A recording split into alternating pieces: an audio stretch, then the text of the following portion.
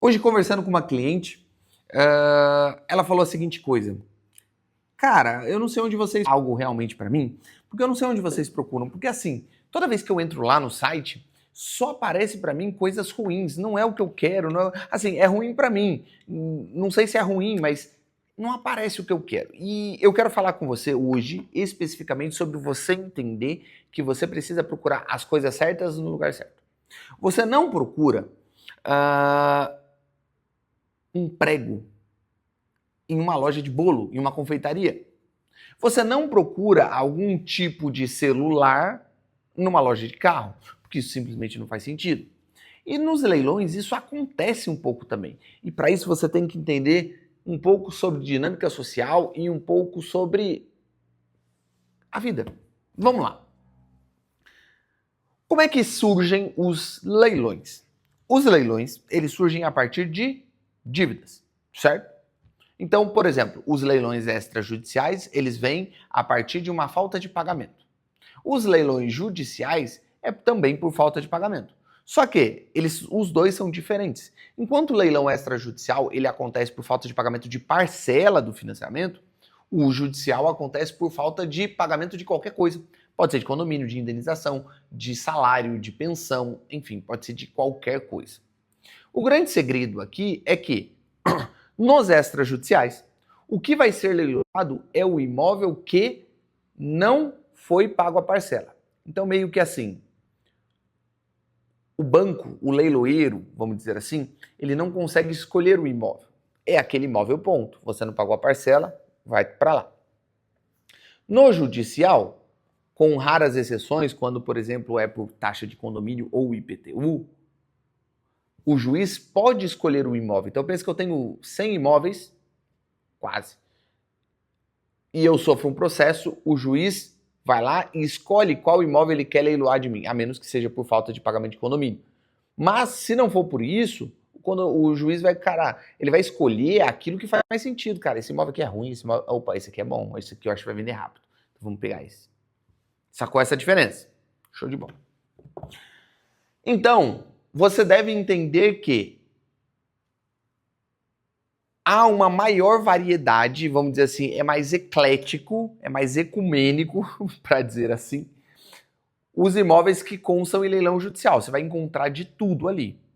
Desde imóveis de alto padrão, para aquelas pessoas que têm grana, desde imóveis de baixo padrão, para aquela galera que não tinha grana e foi perder o imóvel por falta de condomínio, por exemplo.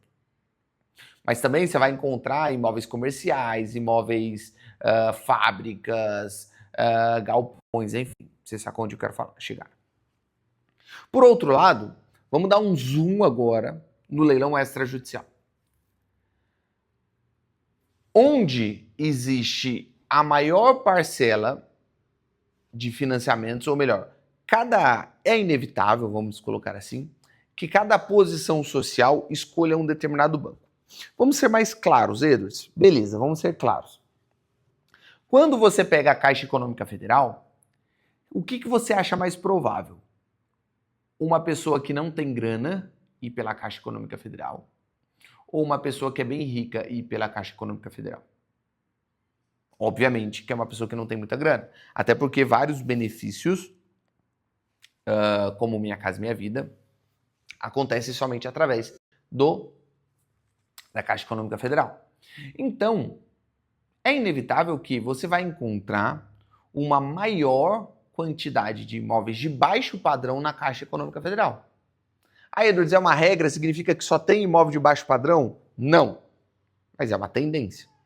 Tanto é que você vai perceber lá, pega o Imóveis Caixa, coloca lá o filtro de São Paulo, que é onde tem a maior quantidade de imóveis, cidade de São Paulo, vão ter várias e várias páginas, começa a olhar os imóveis. A maioria é de baixo padrão, aí vai ter um pouco de classe média, raríssimas exceções de alto padrão.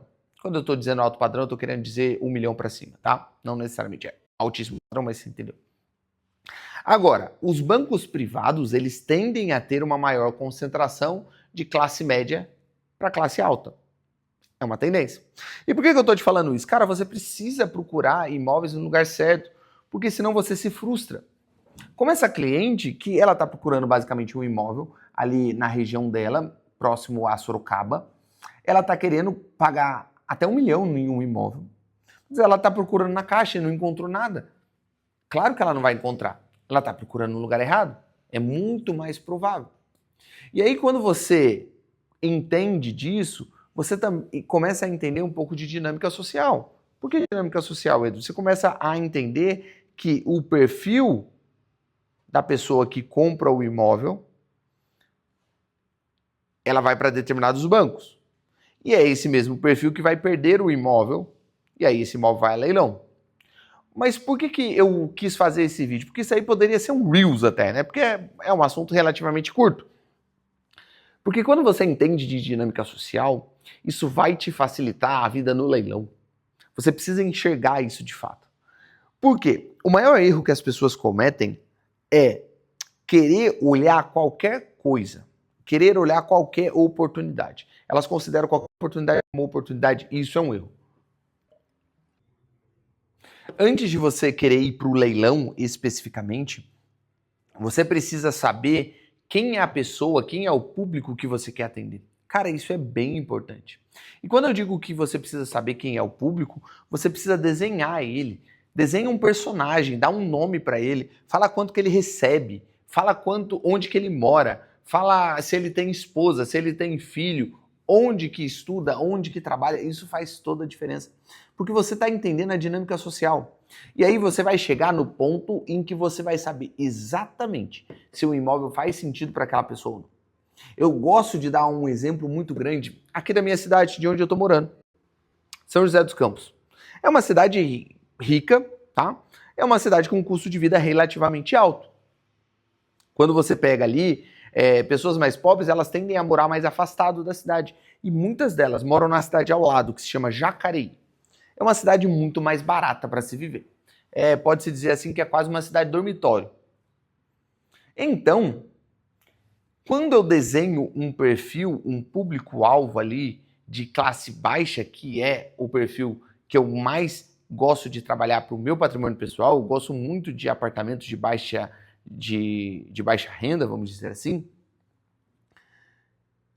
o meu personagem, a maioria mora lá. E alguns moram mais afastados aqui. Só que por que isso é importante? Porque na hora que eu vejo um imóvel de leilão, muita gente pega e fala, nossa, mas isso é muito longe. A gente tem imóveis que são a mais de 12 quilômetros do centro da cidade. Para uma cidade interior, isso é bastante coisa. E leva 40 minutos de carro, às vezes, para você chegar. 30 a 40 minutos. Com sinal, aquela coisa toda. Aí você fala, caramba, Edwards, mas não faz sentido? Cara, claro que faz, porque o meu público mora lá. O meu perfil de cliente mora lá, eles vão alugar aquele imóvel. Então, quando você entende isso, você começa a desenhar esse personagem, você consegue saber se o imóvel é bom ou não, porque depende de quem vai morar lá.